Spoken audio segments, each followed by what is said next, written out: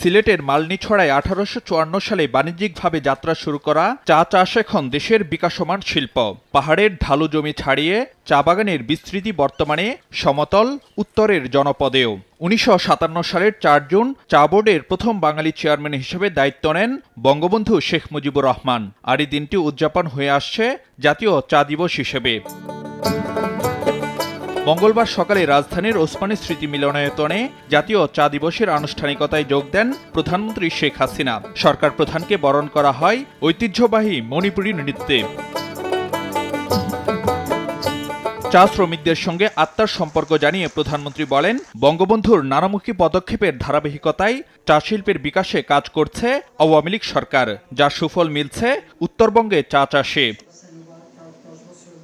এ সময় চা শ্রমিকদের বিষয়ে যত্নশীল হতে মালিকদের প্রতি আহ্বান জানান সরকার প্রধান। বলেন, কোনো চা শ্রমিক যাতে ভাসমান না থাকে সেজন্য প্রয়োজনীয় ব্যবস্থা নেবে সরকার।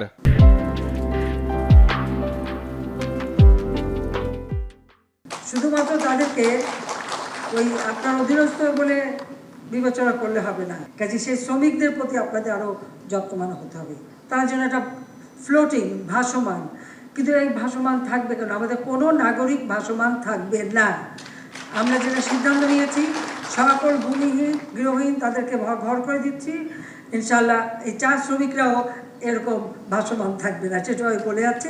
যা করার করব। পরে গণভবনে জাতির পিতার জন্মবার্ষিকী উপলক্ষে আয়োজিত রচনা ও চিত্রাঙ্কন প্রতিযোগিতায় বিজয়ী শিক্ষার্থীদের হাতে পুরস্কার তুলে দেন প্রধানমন্ত্রী। এ সময় তিনি বলেন, নতুন প্রজন্ম যাতে যুগের সঙ্গে তাল মিলিয়ে চলতে পারে সেভাবেই তাদের গড়ে তুলছে সরকার। বিশ্ব এগিয়ে যাচ্ছে প্রযুক্তির যুগে, আমাদের ছেলেমেয়েরা পিছিয়ে থাকবে না, তাদেরকেও সেইভাবে আধুনিক প্রযুক্তি জ্ঞান সম্পন্ন একটা জাতি হিসেবে গড়ে তুলব। আজকে যারা শিশু তারাই হবে 41-এর ভবিষ্যৎ কর্ণধার। অনুষ্ঠানে শিশুদের সঙ্গে একান্তে সময় কাটাতেও দেখা যায় প্রধানমন্ত্রীকে। একটা কবিতা শোনাবে।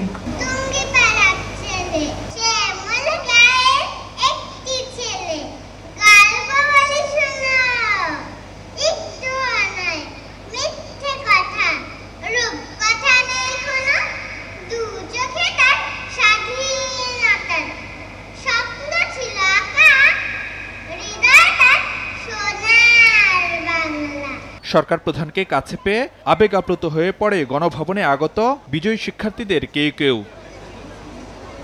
ফারুক ভিয়া, রবিন, সময় সংবাদ, ঢাকা।